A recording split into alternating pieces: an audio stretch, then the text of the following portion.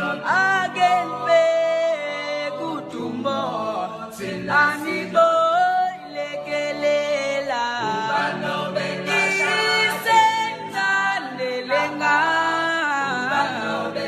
anibo lelela. Hello everyone, my name is DeniseBowen and I'm your moderator for Stronger Together Empowered by Togetherness web series. My mission behind Stronger Together Empowered by Togetherness is to activate a global network of social entrepreneurs, innovators, business leaders, policymakers and activists to build a change-maker world all year round. The events of the past week have created a sense of urgency that has risen across our nation, particularly given racial injustice. My first episode is a conversation with Dr. Queen Blessing and her role in promoting sustainability in Africa. Dr. Queen Blessing is the founder of Global Empowering Movement. She's an author, United Nations representative, and an award-winning recipient of former President Barack Obama Lifetime Achievement Award for Excellence in Service. Good afternoon, Dr. Queen Blessing. It is such an honor to have you as my first guest. How are you doing today? I'm awesome. Good afternoon, Denise. How are you doing? I'm doing lovely. I'm just so happy to see you. You know, it's been so long. So you are amazing. So I'm looking forward to our conversation. And you're looking beautiful. Thank you for being on my show today. Thank you. You know, you're a beautiful, beautiful soul. I'm so happy that you are doing this. Good job. It is my honor to have you. Let's get right into it. Some people see Africa as an untapped and underserved market. How do you empower the individual entrepreneur and drive financial inclusion in Africa? That's an excellent question and very timely, actually, because like we know, often many people see Africa as a dark continent. But the fact of the matter is that Africa is rich. You see, record has it that over 60% of the natural resources in the world is in Africa. Particularly, let's say Nigeria probably have about 30% of that value. So Africa is endowed with solid minerals, ranges from gold, crude oil, medical plants, and many more. All these natural resources are untapped, except like what many people know about the crude oil, which is partially tapped. But the fact of the matter is that Africa offers the world the biggest deal in opportunity even right now. And many, of course, unfortunately do not know that because of the mindset of the fact that Africa is poor or Africa, is not developed. But the fact of the matter is that if people can just look past that, the uncertainty and educate themselves, they will understand that Africa is actually open for business. Africa is ready for business. Nigeria is ready for business, and they will take advantage. So I know of the untapped opportunities we have in Nigeria, Africa as a whole. So my goal is to help to refocus the lens through which people see the continent, through which people see Nigeria. So because of that, I actually established an organization called Global Win. Global Win is an African Business Investment Forum through which I'm able to connect investors and resources, to Africa. And but I must admit that, of course, there are challenges, just like in every other place. There are challenges with maybe funding. We know that, personally as an entrepreneur, I know that capital investment is critical. So when you talk about financial inclusion, that is actually the key to taking advantage to unlocking these untapped potentials that Africa has. So financial inclusion, of course, entails the availability and equal opportunities to, access to capital. But unfortunately, the challenge is that the existing loanable funds often taken over by the established companies, crowding out the small and medium scale businesses. So financial inclusion can be achieved by making available funds to the populace, as well as by putting risk management structures in place. So this is one of the reasons why, like I said, we do take investors and people who are funding, who are ready to us in on tapping these potentials that we have in Africa. With all that's been happening, you know, the US will enter a presidential election year in November, where social media companies will likely face scrutiny for their role in influencing politics, you know, and I'm looking forward to the United States to hold credible elections through the power of technology. Countries like Nigeria, with the help of civil society, will have more reasons to push for legislation powering the use of technology in elections. For as it goes in America, so goes the rest of the world. How do you feel about social media companies, and how should they act to combat fake news during the presidential election? Yeah, actually, that is that is a very important area actually to investigate, to look at, because there is considerable concern about the role that social media such as Facebook or even Twitter play in promoting misconceptions during political campaigns. So the problem though is that fake news, you know, of course, travel faster. They travel fast with the intent of distortion, you know, distorting campaigns and the election, as well as creating public false perception. So the US, of course, is the largest global economy in the world. And so her politics demands global interest. So although I'm not a politician, but I do know that when you look at, you know, the effect of you know, distorted information, fake news, that can have detrimental effect on who we have, you know, as our leader. So the difference though between the US and in Africa is that many people in the US are enlightened compared to many people in remote villages in Africa, for example, who you know, who have a lower maybe literacy level. So, and that is often due to the tribal and cultural, you know, religious lines.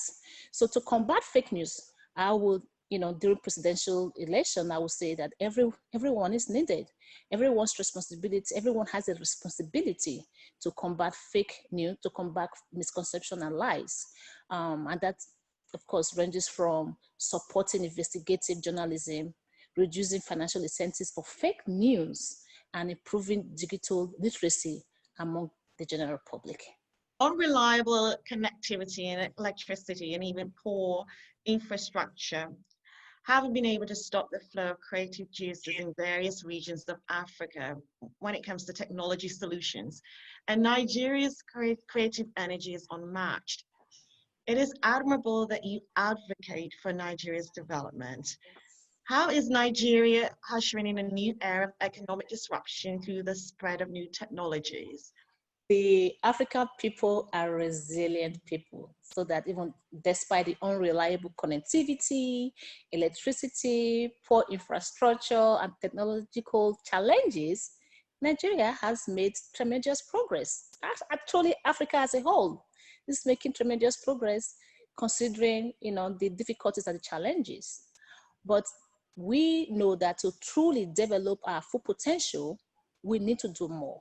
And talking about economic disruptive technology, that is truly needed to create a greater impact. So Nigeria is ushering a new era of economic disruption through the spread of new technologies. So I'll just give an example of what is truly going on right now, like talking about disruptive technology. The institutions in Nigeria are now being restructured, you know, to offer technological-based courses. These ones, of course, entail, you know, skill acquisition.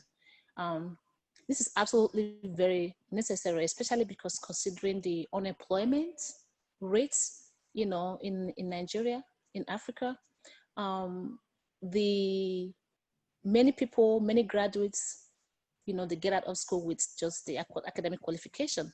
But right now, in Nigeria, they all know the importance of the skill acquisition, skill development, so that it's not just academic qualification, but also skill qualification in order for them to be able to match to this requirement for the unemployment market. That's actually indeed accurate, because here in America, there's over 6 million people that are unemployed. So it's not only happening in Nigeria, so we do need to unite together and promote financial inclusion. So, that's a lot of work to be done. Which leads me to my next question. Can investing in Africa's tech generation change the future of development? Please give me an example of your experience with working with an investor or an industry leader to accomplish this. Absolutely. Investing in Africa's tech generation will no doubt change the future of developments in Nigeria and Africa. Investment in Africa is now packaged to include technology transfer. That's critical. Let me give you an example. The oil and gas sector in Nigeria over the years came with multinational, institutions like Exxon, Mobil, and Shell. But many Nigerians now train in these areas, whereby the country now own a petroleum development university outside, like Polytechnics, which is now dedicated to oil and gas training courses.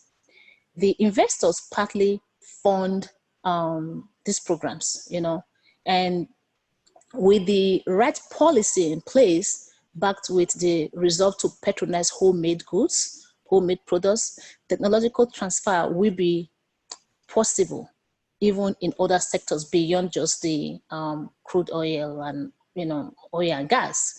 So Nigerians in the diaspora with tech skills are being attracted home to also assist. So in any case, it's not just what is happening back in Africa, what the Africa or the government is able to do, but it's also what we can do, those of us in the diaspora. This is one of the areas where, for example, our organization, the African Union, CIS Region USA, which is focused on facilitating and mobilizing, connecting and uniting people of African descent, come handy. Many people are hungry, even in the diaspora, to be able to be part of this development in Africa, in Nigeria. So what we do is not just Nigeria, to be honest with you, we're talking about Africa as a whole, because my advocacy is not just for Nigeria, but actually for the entire Africa. So with the African Union CIS Region organization, our organization here in the US, we're able to connect people, connect leaders and experts, match skills with the ones back home, so that we all can support and be part of this development that we need so much in Africa. So all hands are needed on deck. People of African descent as well in the US, in the diaspora, are encouraged to support this cause of working together, the development of the motherland. I've just learned that Forbes had done an article. This goes back to May 21st, and it's reported that it's about 40 million Americans are now unemployed. So I think the United States and Africa, we need to band together to just really take a look at these challenges that we're having, not just the technology space, but across the border. So let's see how that works out. Now, where to invest in Africa in the face of COVID-19? Because that employment status, the statistics I should say, is based on COVID-19. There's quite a few people, I should say, that have been unemployed because of the COVID-19.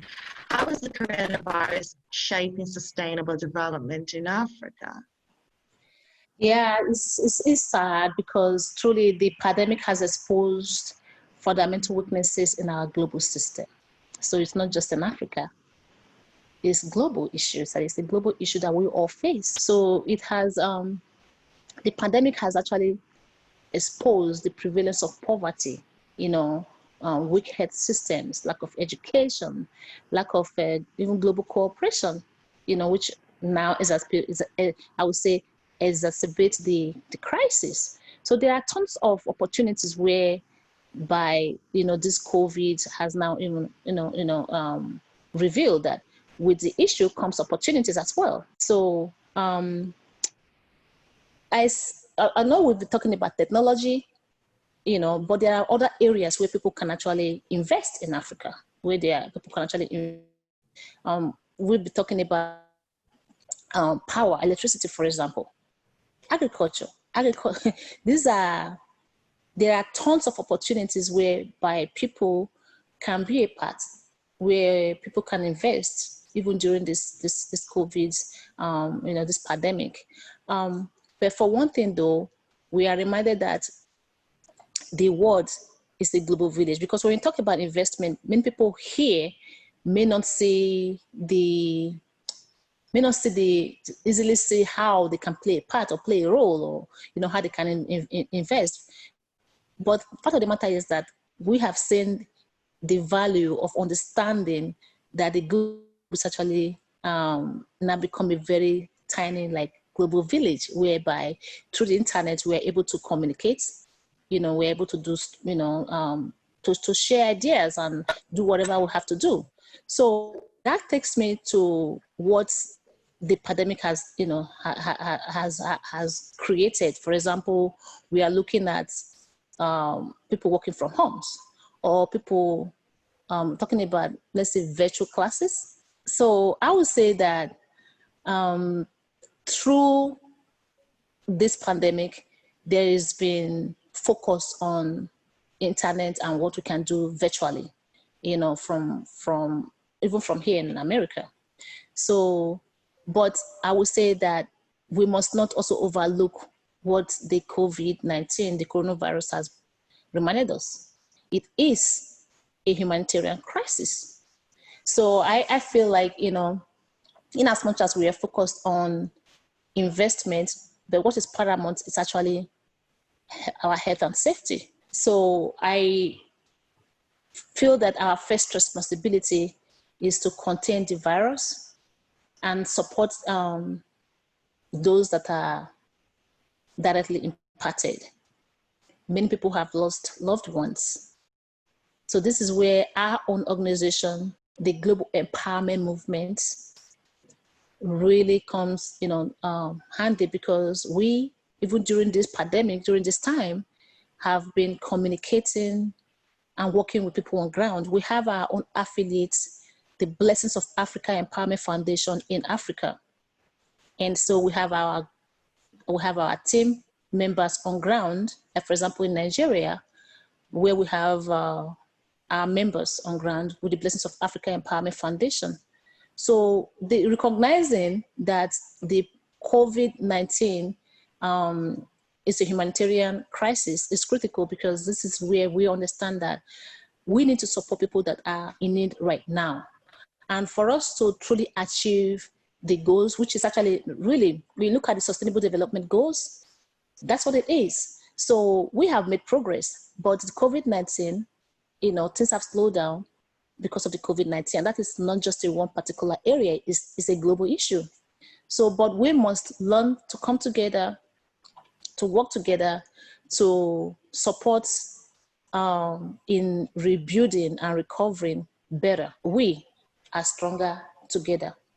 And we must understand that what affects another community also affects us. But sometimes we tend to just focus on our own little area or in our own area without thinking about the consequences or what is going on in other areas. So I feel like we can make tremendous progress in achieving the Sustainable Development Goals when we see the issues that we face today with the global health risk and emerging, issues with the infectious diseases, and work together in eradicating these things and also supporting the people that are greatly affected. I do sincerely agree. We do need some compassionate leaders during COVID-19, because we can't return back to what normal is, because, the the COVID-19 has definitely demonstrated on how we should move forward to a positive change for leaders. And, you know, there are definite resources. We just need to work together to implement them. So that is definitely the direction that we all should move forward to. Yes. And with that being said, how can Nigeria achieve sustainable development, and in which capacity has your work helped with that? Yeah, you know that, each time I talk about Nigeria, I'm always going to be tentatively using it Africa, Nigeria, because again, I believe that if one particular country in Africa is developed, Africa still needs work. So I advocate, because what is good for one particular area is good for the other, you know. So yes, Nigeria as a whole can achieve sustainable development by fixing what is broken. You know, we have to come up with right policies on investment that is backed with enforcement. And we must stop the exploitation of our natural resources. For example, Nigeria presently imports refined petroleum products. Can you believe it that Nigeria presently imports refined petroleum products, even though that she, you know, has the crude oil? Why? Because the refineries are not working. So this is why I said number one thing is to fix the broken, what is broken in the system. Because if we cannot have the things that we have in abundance in our own country, if we cannot, refine it and get the most of what we can get from it, then we cannot really get the most of the benefit of having that natural resources. It's like being exploited, because by the time you set these things out to be refined and come back, you are not buying back, what you can easily produce in your own country. So I feel like a policy could be put in place for the oil majors to establish a function, refinery, as well as condition precedent to exploit Nigeria oil and obtain a license. So I believe that this will result in refinery operated by multinational and save the country the cost of importing petroleum products. Doesn't make any sense for real that, they have to pay to get these things, whereas they can fix just fix the refinery and get the petroleum products that we need. So you'll be surprised that Nigeria spent billions of dollars on importing back the petroleum products. And with all that natural resources, we do need to emphasize that we shouldn't be exploiting the motherland, so to speak. If we are to help, we have to make sure that we're actually helping versus exploiting the motherland and leaving, people in extreme poverty. So that is the challenge. And that's what takes me to your book, And I must say that I love your book, We Are the Blessings of Africa, Reshaping Our Greatness Together. Do you mind just putting that up on camera for everyone to see? Do you have your book with you? Yeah, of course, I don't mind. Look at it. So, yes, it is a beautiful book, I might add. And I enjoyed reading it. Yes, thank you. I'm excited. Yeah, I'm excited that your book has been made into a movie called Empowered. That was recently previewed at the United Nations before COVID-19. So congratulations. How has the film helped in activating women's participation in politics for sustainable development? My book, We Are the Blessings of Africa, Reshaping Our Greatness Together, of course, like you highlighted, was actually launched at the United Nations. But the book is actually endorsed by the First Lady of Nigeria. The foreword is by the former Deputy Permanent Representative from Malawi to the United Nations. So yes, it's amazing. And like you rightly said, excerpts of the book has now been made into a movie called Empowered Blessings of Africa. It's a Nollywood movie. Many people know about Hollywood with the H, but the Nollywood is with the N. that's the Nigerian, the African Hollywood. Just like Hollywood is popular here in America, yeah, but Bollywood in India, Nollywood is in Nigeria. So yes, it's a Nollywood movie. I shot that in Nigeria. And recently, of course, before the COVID, the last successfully had the Commission for Social Status of Women, CSW, in United Nations. I wrote the concept about activating women's participation in politics for sustainable development, and it was accepted. And so the movie was actually previewed at the United Nations. It was packed by many people, many Hollywood people, because even at our event, we had two-time Emmy Award awardee that our organization, Global Empowerment Movement, honored at that same event with the African Union Ambassador to the United Nations. So yeah, it was a packed hall because we had people that came, to support our own awardee, two-time Emmy Award winner, and they saw for the first time a Nollywood movie. I'm so looking forward to launching the movie for real here in the US. Yes. And taking it around so many people can see what a Hollywood or a Nollywood movie looks like. But actually, I will read an excerpt of that book. It said, women are instrumental in family and community building. When women are fully involved, only then can we truly make good progress. And only then can we truly prevent things like human trafficking, because that's another big issue we have in, that's a global issue, but very rampant in Africa as well. So to truly eradicate poverty and attain these sustainable development goals that we all are after, we have to and we must empower our women, because when our women work in complement with the men, then we are able to achieve our goals. So it's truly paramount that we take that into consideration, because it's not just women economic empowerment, it's also political empowerment as well, leadership empowerment. So actually I use both the book and the movie as educational tools to create awareness. So the movie is designed to reach a wider coverage, because as you know, many people may not want to read, but they may want to watch movies. So even the uneducated ones, when they watch movie, they're able to learn from it because they're not able to read, to read the book. So plans are actually on their way to have the movie in different languages. I'm looking forward to that. So the fact of the matter is that the message altogether is that women, there's power in educating and supporting our women, because there are tons of examples I can give you where women women are making tremendous progress in advancing this development on the motherland. Many women, for example, I just mentioned one, the Nigerian Okonjo, it was trained in the US, but right now she's the most sought after African woman, by institutions like, for example, World Bank, even IMF.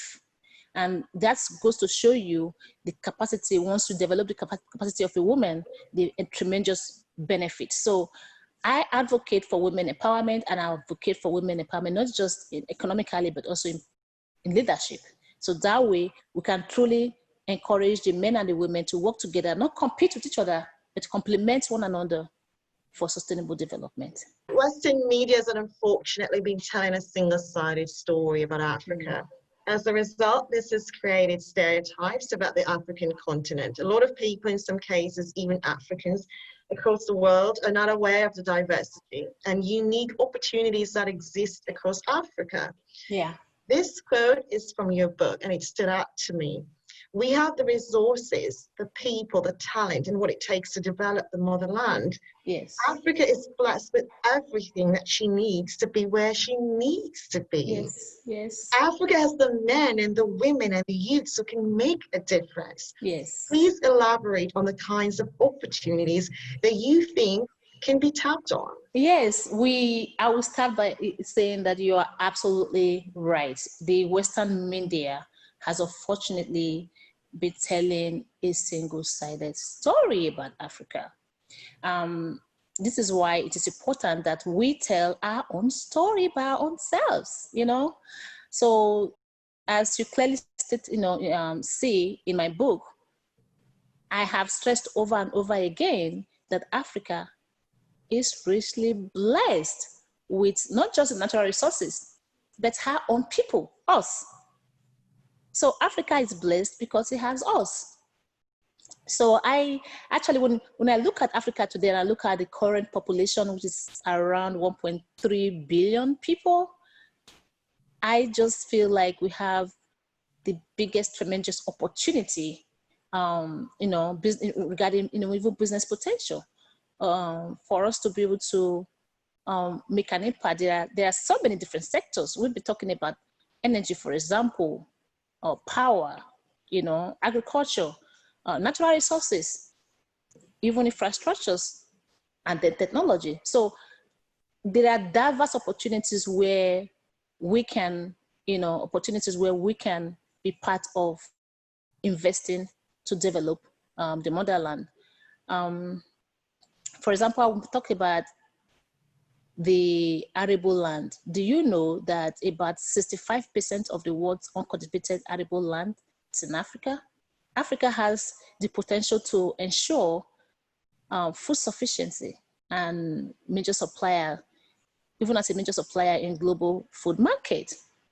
So the continent has the largest reserves of also diamonds, copper, gold, just to name a few.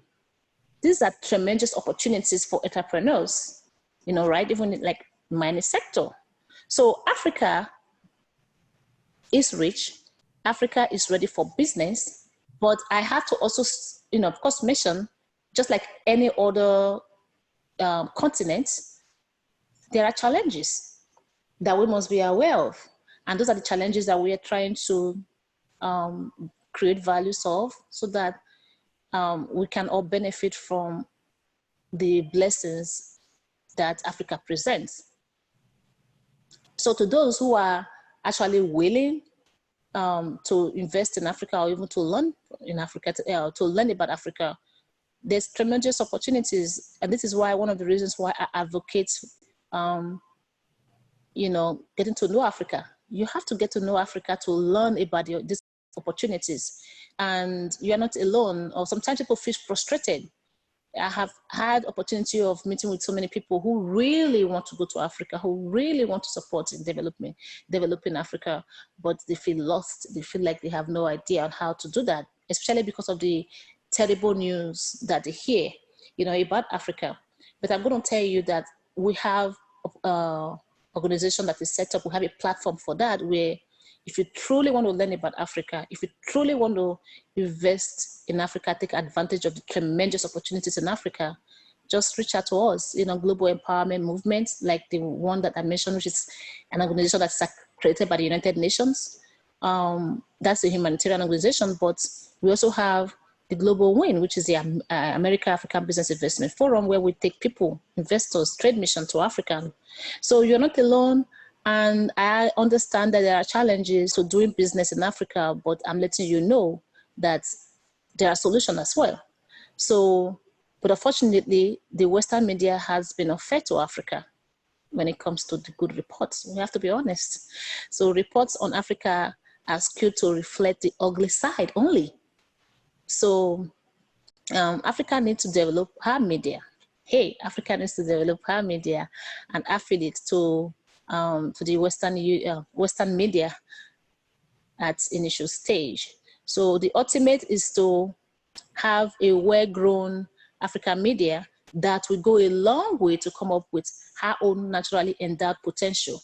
So we need to focus on showcasing the beauty we see in Africa, the beauty we know is in Africa.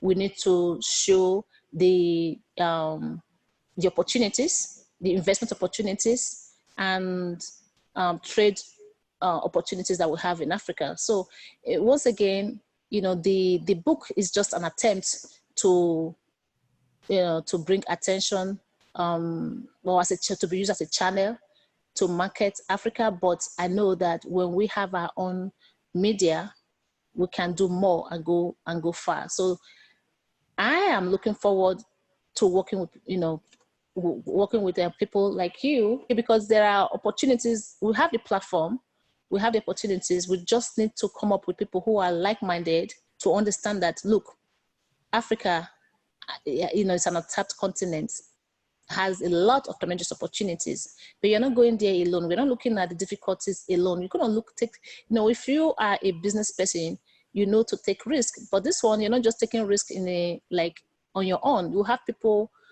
already established platform. And as you know, we are well connected with the leaders on ground in Africa as well that can help us to do that.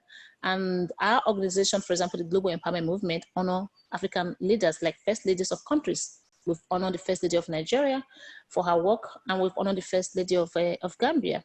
So in a nutshell, I'm trying to say that we have opportunities to be able to connect to the motherland.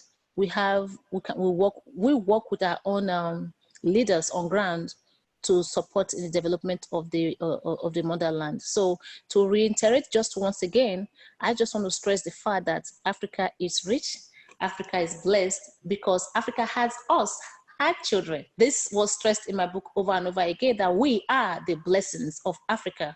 And so we have to rise up to the development as well. So I don't look at, because, there is something I don't understand. If you're a person of African descent, for example, you have to have the desire, to want to take the time to, to find out who to work with. Like I said, we are here to work with you, and we are the blessings of Africa. We are saying, you and me, you are saying the men and the women, not just the men.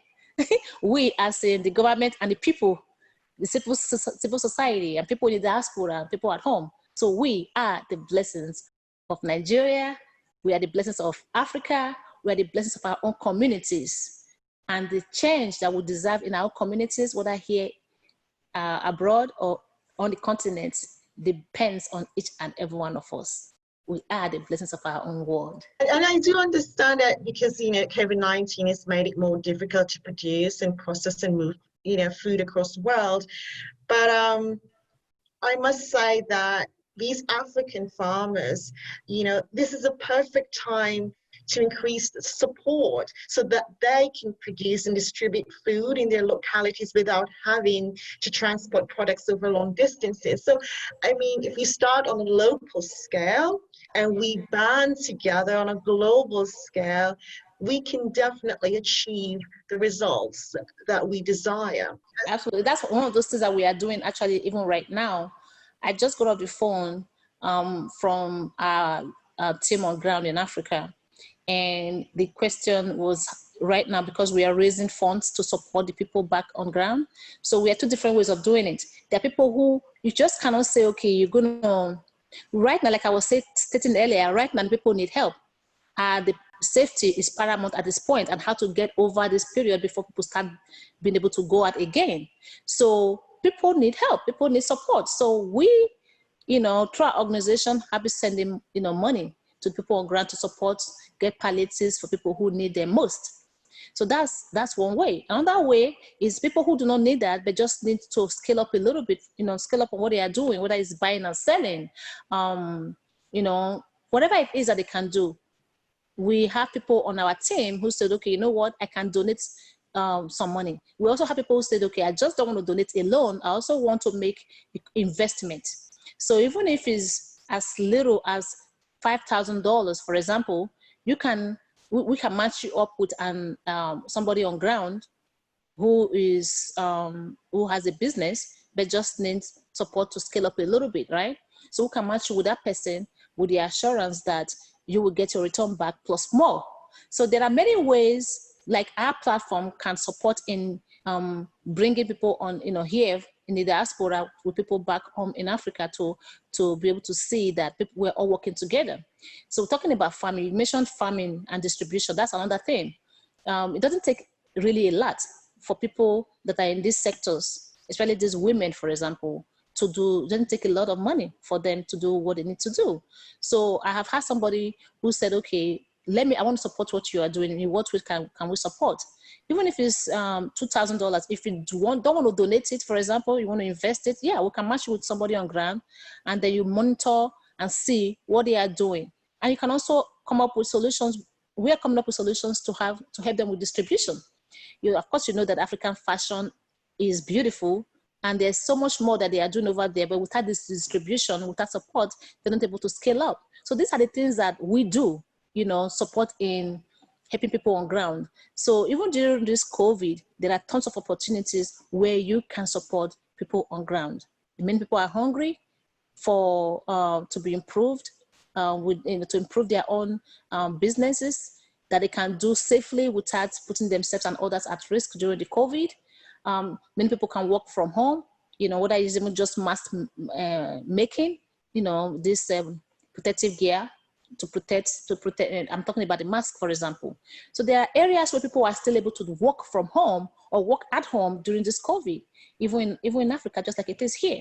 So, but they need support. We need support to support the people that need help most. So we are looking forward to working with as many people as you all can recommend to work with us, because together we are stronger.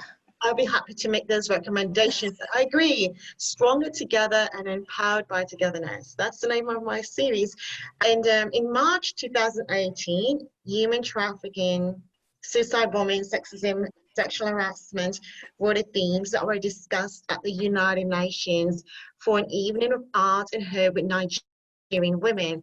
That is the evening that I had the honor of meeting you. And finally, in your work with the United Nations on sexual violence and conflict, I've seen how assaults on women's rights and autonomy through violent acts, including rape, can be used as a tactic to silence them. We need more effective national and global responses to such attacks, and we must help victims speak out and have their voices heard. How can we empower African women? There's a huge opportunity to support in the empowerment of women in Africa.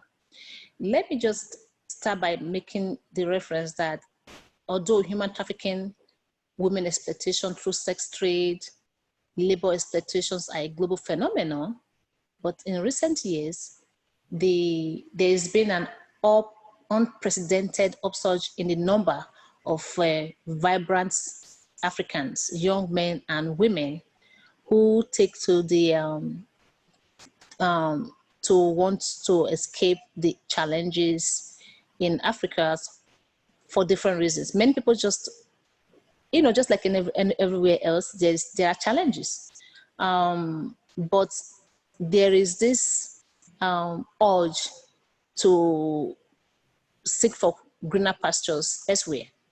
You know, so many people are youth, many of them have embarked on this journey through the Mediterranean Sea. And it's terrible. And many of them have been killed by the cold hands of the Mediterranean Sea because of the crave for African migration through Europe.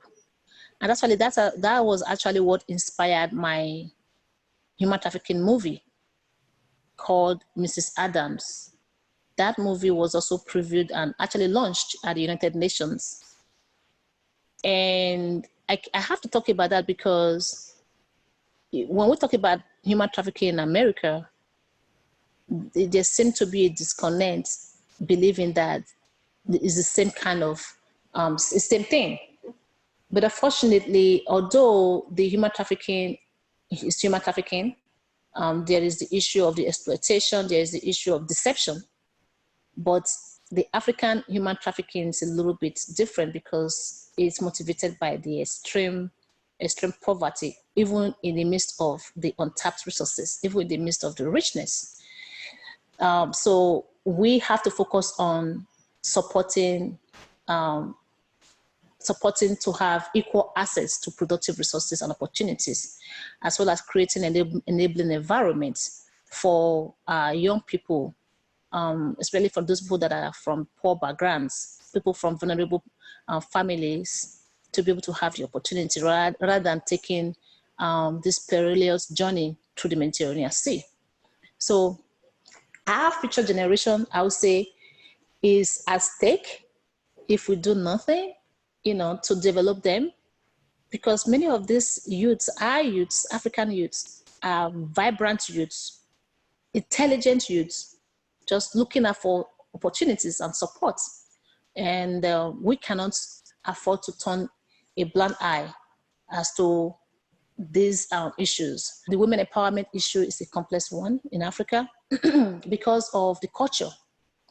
African men, for example, many African men, not all of them, of course, due to culture or religious belief, many believe that women should be reserved for just or let me just put it this way, women's place is in the kitchen. That is the way many people view the African woman. So if they feel like the African woman's place is in the kitchen or is only reserved for reproduction or for sex, so you can only imagine how challenging it is to, see women development as something that is achieved on a continental level.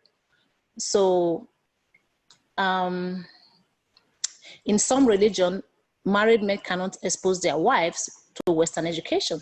So we're talking about empowerment and getting them to see what we do outside as well. Many people, many men will not allow that. So this is one of the reasons why it's a complex issue when you talk about women empowerment. So the problem though boils down to knowledge, because if only the men, these religious, these men that believe that the women are restricted to the kitchen or for reproduction, if these ones can only understand that, no, you have to empower your woman, you have to empower your daughter. Because if we do, the entire community is better for it. Even your life is better for it, right?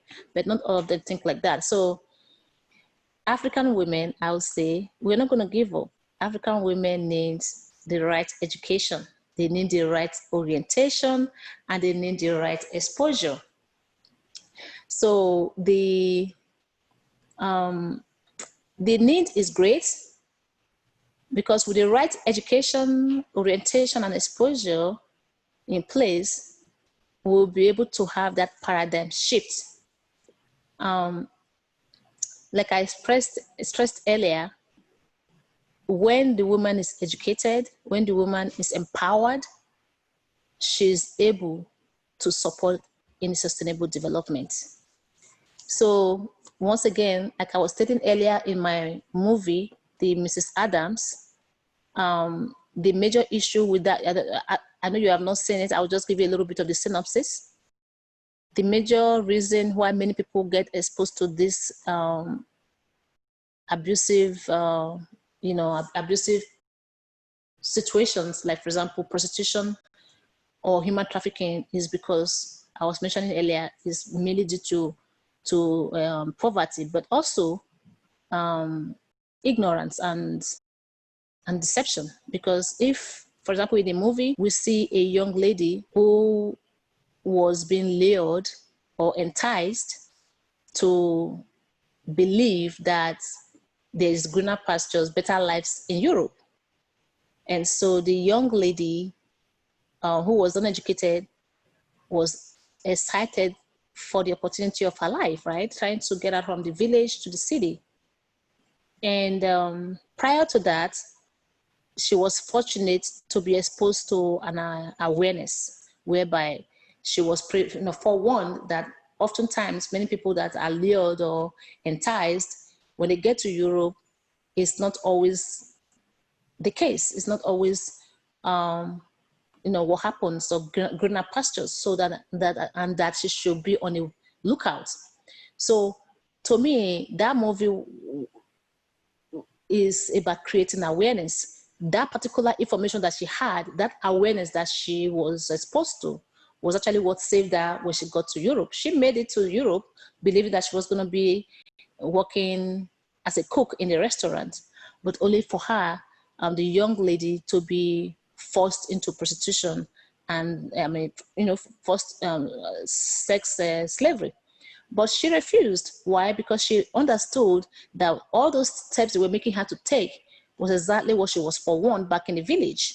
So in a nutshell, there is cause for education and cause to create awareness. And that's what I use my books and my movies to do, to create awareness, because many people are deceived because of either ignorance, lack of education, or lack of knowledge. So, but when they know, or they are forewarned, or they understand the indicators to look out for, that helps them put things in check. So this is why I cannot overstress the need for education and the need for awareness creation. So I firmly believe that to find effective approaches to ending poverty, we must also bring the people who are experiencing poverty on to be able to sit on the table, because you cannot be formulating women empowerment, formulating things for people who are not able to be on the table or be at the table and be part of this making recommendations or changes, so that they can actually truly see, that what it takes to come up with solutions that will help them. They have to be part of the solution. They have to be part of developing the structures that will help them. So this is why I believe it's critical to having these people experience the beauty of sitting on the table or at the table to be able to be part of this process. I would say lastly that to effectively eradicate and truly achieve the sustainable development goals, we must act urgently. Africa must act urgently. And the reason why that is because we cannot afford to not empower our youth. Our women, I truly believe that when you empower the woman is able to empower her children. An uneducated woman may not be able to support in encouraging, empowering the child, boy or girl, equally, So we want to be able to empower the youth, but we cannot empower the youth without really empowering the mothers or the women that can help in the support of this, of support of the empowerment of the youth. So everything is interconnected for me, I believe. This is why we have programs for both the women, and we have programs for youth as well. So we have to address the challenges that surround poverty, economic, and gender inequality. And so I will sum this up by saying that just exactly what my book says, We Are the Blessings of Africa. It says, empower a woman and the issues of sex trafficking, domestic violence, abuse, and impoverishment and abandonment will be tackled with ease. I truly believe that, because when we focus on women, they will in turn create that sustainable means of livelihood for themselves, their children, and our world. So women empowerment is the key to sustainable development. I couldn't agree even more, because ending all discrimination against women and girls is not only a basic human right, it's crucial for a sustainable future. And it's proven that empowering women and girls help economic growth and development. Yes. So I'm going to leave it on that note. And like I said earlier, I'm here to work with you, because it's not just about Nigeria, as you emphasize. This is about the motherland. Yes. And we have to unite industrial leaders and remind them that Africa is indeed open for business. Yes. It is such an honor to have you as my guest. And I look forward to seeing the progress of this conversation. Thank you. Absolutely. I'm ecstatic, and I can't wait to join forces with you. And I'm looking forward to working with anyone who has the zeal, who has the understanding that for us to have a better world, Africa needs to be developed. Africa has everything it needs, actually, but it's just waiting for you and me. So you need to step up and rise up and come on, let's work together, because we are the blessings of Africa, shaping our greatness together. We must work together to better the motherland and create the motherland that we want. And I want to use this opportunity to stress the fact that people of African descent here in America and across the globe, other than those in the continent, I want to use this opportunity to really let them know that, look, you are who you are, great, resilient, beautiful, because of the Africa in you. Remember the common saying that you are Africa, not because you were born on the continent of Africa, but because Africa is born in you. So all those good things you see yourself achieving, or those qualities that you have, it is because of the Africa in you. You are a beautiful soul. You are a beautiful person. I often say, you know, royal. You are a royal. You're royally made, after all. So Africa is waiting for us, and I'm waiting for you to reach out. We have our organizations, whether it's the African Union, CIS region, USA. You can be part of that, where we can all work together, connect, and get to learn more about Africa. You need to learn more about the roots about Africa. Then, so you can see the various opportunities that abound. And I believe me, if you invest in Africa, the return on your investment is exponential. Trust me on that one. Because exchange rate is different. Hello, the exchange rate is not the same. And of course, there are many people who are hungry. You know, talking about agriculture, I just said earlier that it doesn't take a lot of money to really support these people and for them to scale up. And so I'm looking for people like you who will want to really not just talk, but also do the work. And hopefully when we are able to move again, you can be part of our trade mission, or part of just going to take a tour in Africa. We can do that with you. We can do that for you. We can take you to the motherland. We have, like I said earlier, we work with leaders. I've taken many people from America, whether legislators or regular people, business people, to Africa, without meeting with the governors or meeting with first ladies. Or I just actually came back from Nigeria in December. We were the host of the Nigerian vice president. He invited me and my team, you know, to come, and we sat down with him to discuss business opportunities and what they have in Africa. So what I'm saying, in fact, is that we work with leaders. Many people feel like I keep saying over and over again, one of the reasons why many people don't want to jump on board is because of the terrible news they hear about Africa. Africa, you know, many people in Nigeria, maybe they are looking at people that dope them, people that are not trustworthy. That's in everywhere. Whether it's terrorists, or there are many things to scare people away from traveling anywhere. So it's not just in Africa, it's not just in Nigeria. But I must tell you that we have, Nigeria, Africa as a whole, is a beautiful motherland. It's a beautiful place that you need to visit if you have not visited.